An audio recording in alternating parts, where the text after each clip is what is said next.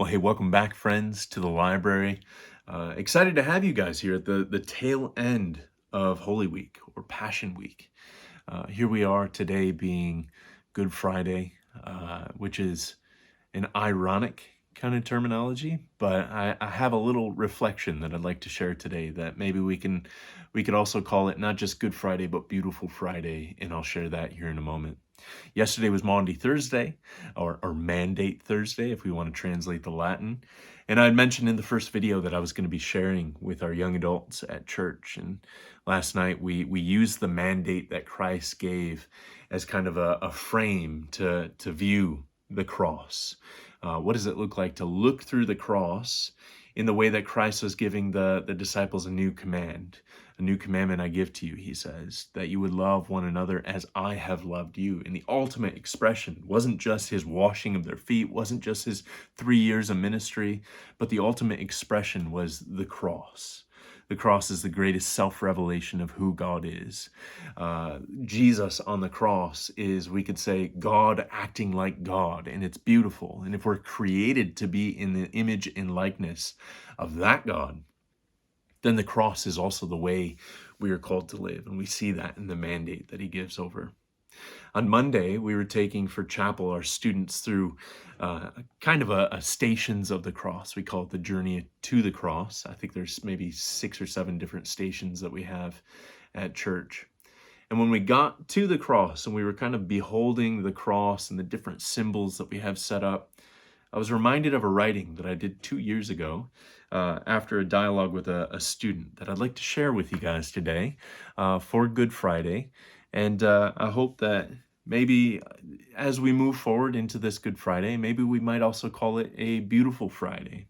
Though it was grotesque, though Christ took on the weight of sin, death, pain, separation, all of these different movements, there's also a beautiful thing that Christ does on the cross that I'd like to share with you guys. So I'm just reading this right off my website, nrmayo.com. This is under the title of The Beauty of the Cross.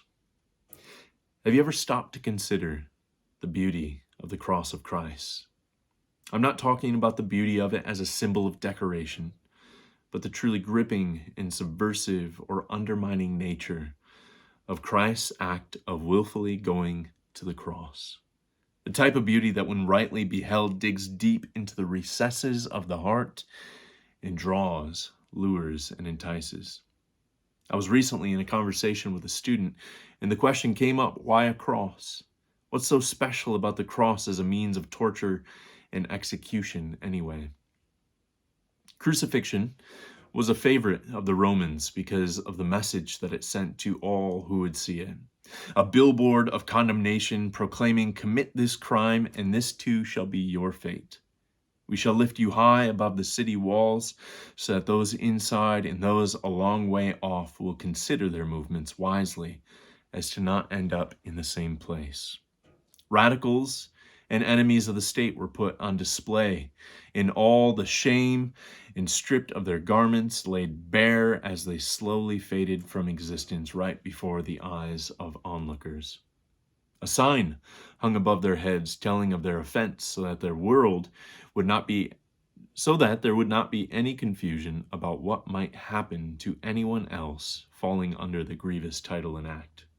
It was a dominance of power, a persuading force to keep the culture in line across Roman countryside and beyond.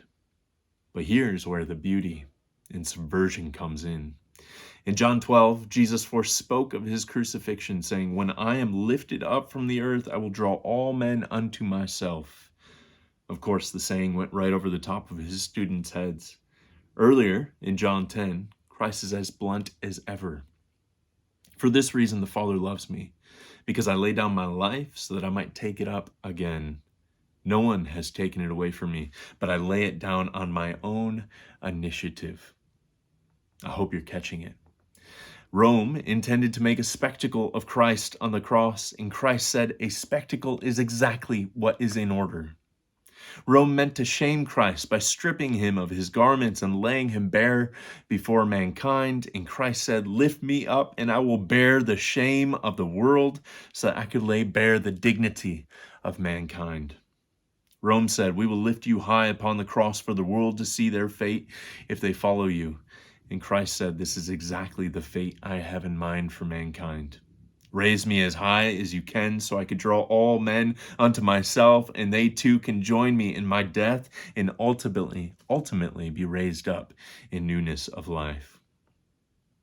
Rome posted a sign of mockery reading, "The King of the Jews," and Christ said, "Now the world will see the Son of Man exalted in his glory, so that their eyes will be opened to the King of Kings set before them." Rome pierced his side to ensure his death. And just as Eve came from the side of Adam, the lifeblood of the bride poured out from the side of Christ, ensuring his love's everlasting life. This is the poetry of paradox at its finest. In his enduring the cross, he transformed the cross. In his enduring shame, he transformed our shame. In his enduring suffering, he gave meaning and presence to our suffering. In his wounds, we find our healing. How grotesque the cross of Rome, but how beautiful the cross of Christ. Why don't we give him our highest praise? I hope that blesses you as you go into this Good Friday. It is a grotesque Friday, a Good Friday, and a beautiful Friday all at the same time. In fact, I think we could say the good, the beautiful, and the true are ultimately expressed on the cross in Christ. I think this is beautiful, and it's something that I hope to lean into and reflect on as I go into the rest of the weekend. I want to leave you, as I have been doing, with a blessing, and this is a Celtic Easter blessing that I just thought would be fun to bless you with. So as you go, the Lord of the empty tomb, the conqueror of gloom, come to you. The Lord in the garden walking, the Lord to Mary talking, come to you. The Lord in the upper room, dispelling all fear and doom, come to you. The Lord on the road to Emmaus, the Lord giving hope to Thomas, come to you. The Lord appearing on the shore, giving us life forevermore, come to you. God bless you. I pray that you have a significant Easter weekend as you live into the story of Christ's death, burial, and resurrection. As you come up on Monday, on Sunday even, in newness of life, and go off into Monday carrying this message of newness of life with you as you encounter the rest of the world. So God bless you. I'll see you in the next episode. Peace.